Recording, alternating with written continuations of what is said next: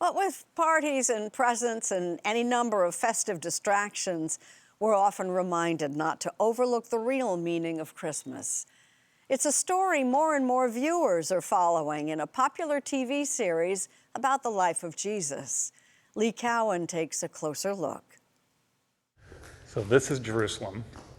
We are in Jerusalem, and now we're going to Capernaum. To be guided down these narrow streets. This is all built from scratch. Is to feel as if you're walking through the Bible itself. It looks so real. So Simon Peter's house right there, and Matthew's tax booth down there. But this isn't the Holy Land. That isn't the Sea of Galilee. And the man showing us around is no archaeologist. Action!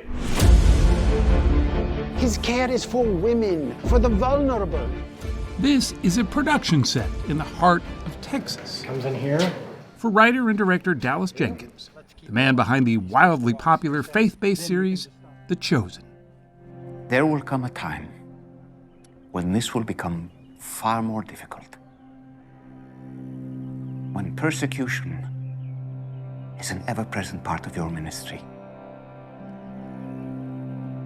When that time comes, you will follow in my footsteps. In an era when studies show Americans are getting less and less religious, You, James and John, come, follow me. The Chosen has found more than just a niche audience, Go, now.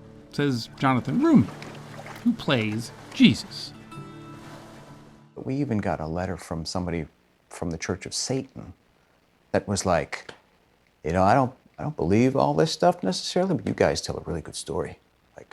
And I'm like, if that guy is taking the time to write, like, what's going on in his world? While exact numbers are hard to pin down, producers claim more than 200 million people have watched the first 3 seasons. That's Game of Thrones kind of numbers.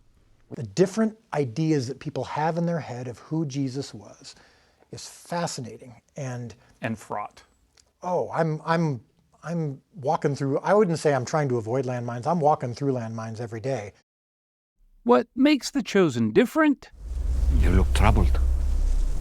I am. are the backstories that Jenkins has created for some of the Gospel's most well-known characters. I'm Judas of Keriot. And we're going to take them down from stained glass windows. We're going to take them down from statues. And we're going to remind ourselves that these people had the same questions, struggles, and doubts that we have. I heard you. The tax collector Matthew, for example. He's portrayed as living with mild autism. I never understood why I was so different from everyone else. I can't face him. Mary Magdalene is suffering PTSD and struggling with alcohol. He already fixed me once. And I broke again. Why didn't you tell me? Because Simon is married What did I do wrong? you didn't do anything.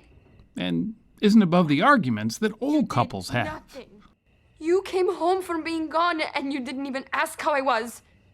And then there's Jesus himself. One of the rooms is haunted by my dead grandmother. Oh, I'll take that one. Who, it turns out, has a pretty divine sense of humor. You wanted to use the power of God to bring down fire, to burn these people up? Well, it sounds a lot worse when you say it that way.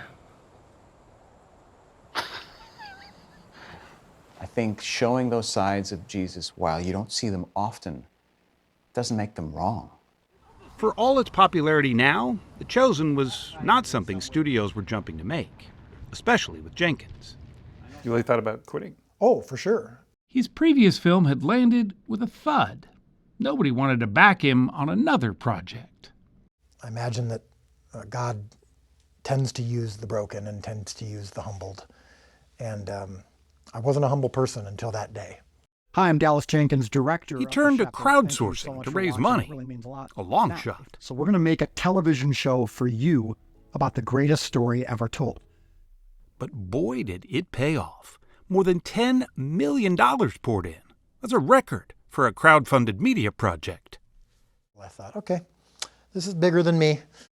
Meanwhile, Jonathan Roumie was in a wilderness of his own. It got pretty brutal. Acting wasn't really panning out in Los Angeles. In fact, it wasn't panning out at all. A devout Catholic, he says he prayed and asked why. Where did I go wrong? Like, what happened? I said, if there's something else I'm supposed to be doing, and somehow I missed it, then you got to tell me. The answer, he says, arrived in his mailbox the very same day. Money for work that he'd long forgotten. And at the end of that, I had like $1,100.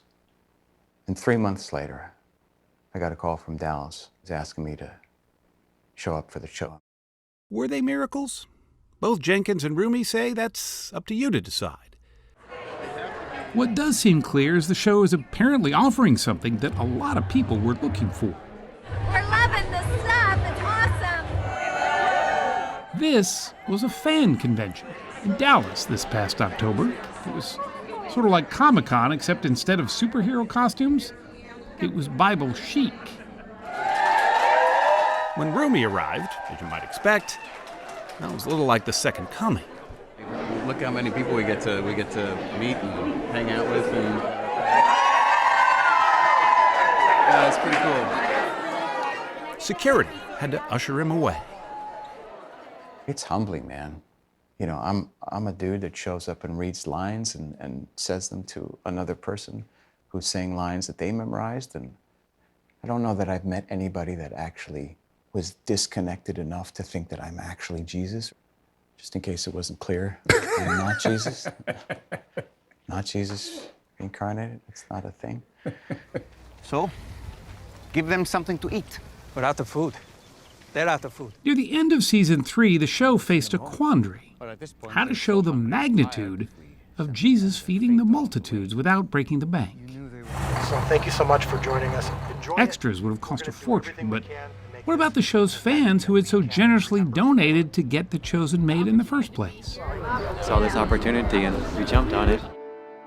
They thought they'd get a few hundred volunteers. They ended up with thousands. When my wife and I were pulling onto the set at 5:30 in the morning, we started crying, seeing, I can get emotional thinking about it because I'm seeing a couple thousand people already on set. But you clearly need actual food now. So let's eat. As the story goes, 5 loaves and 2 fish fed 5,000. Dallas Jenkins sees his job as just providing the bread and the fish. How, or even if his audience feels full, he says, isn't up to him. And when I'm writing at the computer, when I'm on set directing, I'm not thinking, oh, I hope the show converts people. That's not the responsibility of a TV show. Ultimately, what happens as a result of the show is between them and God.